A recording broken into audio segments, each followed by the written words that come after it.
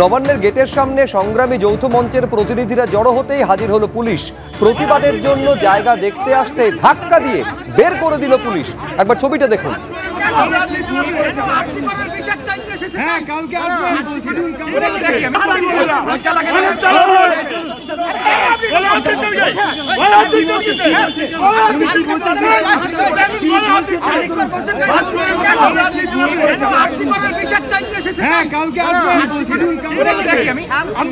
জানেন আগামীকাল পশ্চিমবঙ্গ ছাত্র সমাজের ডাকে নবান্ন অভিযান রয়েছে। সেই নবান্ন অভিযানের জন্য নবান্ন গেটের সামনে যখন সংগ্রামী যৌথ মঞ্চের যারা প্রতিনিধি তারা আসছেন, জড়ো হচ্ছেন, সঙ্গে সঙ্গে সেখানে পুলিশ হাজির হলো এবং প্রতিবাদের জন্য যে জায়গা সেই জায়গা যখন দেখতে আসছেন তখনই তাদের ধাক্কা দিয়ে সরিয়ে দিল, সেখান থেকে বের করে দিল পুলিশ।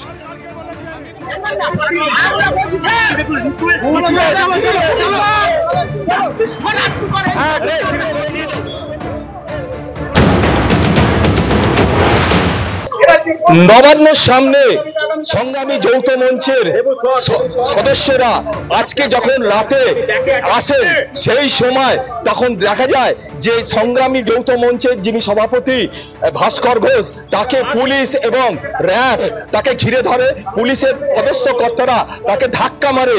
এই মুহূর্তে দেখা যাচ্ছে যে পুলিশের যারা অফিসার তারা তাকে ধাক্কা মারতে মারতে কার্যত বাস স্ট্যান্ডের পেছনের দিকে পর্যন্ত ঠেলে বার করে দিচ্ছে। আজকে যেটা ভাস্কর বাবুর অভিযোগ যে কালকে যে নবান্ন অভিযানের ডাক দেওয়া হয়েছে সেটা কিন্তু সেটা কোনো মতেই অবৈধ হতে পারে না, কারণ তারা আগেই কিন্তু প্রশাসনকে গোটা ঘটনাটা জানিয়েছিল। তবে এই যে নবান্ন অভিযানের ডাক দিয়েছে তাতে কিন্তু তারা এবং বিভিন্ন চাকরি প্রার্থীদের যে সংগঠন এবং আদিবাসী মঞ্চ তারাও কিন্তু এতে সামিল হবে এবং তিনি স্পষ্ট জানিয়েছেন যে এই যদি অনুমতি না দেওয়া হয় কালকের যে অভিযানে তারা আগামীকাল সুপ্রিম কোর্টেও কিন্তু তারা সুপ্রিম কোর্টের দ্বারস্থ হতে পারেন, এমনটাই কিন্তু তিনি ইঙ্গিত দিয়েছেন। এবং গোটা ঘটনায় এলাকায় উত্তেজনা ছড়িয়ে পড়ে। নবান্ন এবং তার চারপাশে কড়া নিরাপত্তার বন্দোবস্ত ছিল।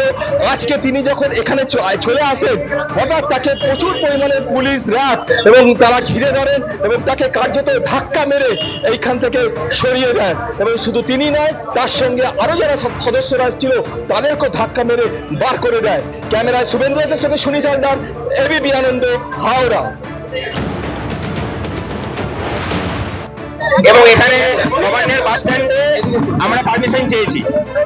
সুপ্রিম কোর্টে আমাদের লয়াররা বসে আছেন,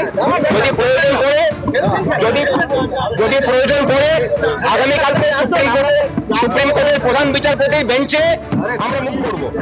আর সুপ্রিম কোর্ট যে অর্ডার দিয়েছে সেখানে অ্যারেস্ট করা আছে, যদি আটকানো হয় তাহলে গুলি চালাতে হবে। আমরা যে দেখতে এসছি এখানে আমরা জায়গাটা এই সক্রিয়তাটা যদি কি ডিউটি করছে এই সক্রিয়তা যদি আর্জি করে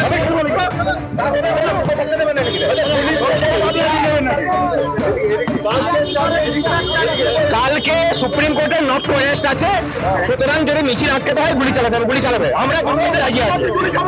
আমাদের বাড়ির মা বোনেদের সম্মান আটকানোর জন্য গুলি চালাতে রাজি আছে।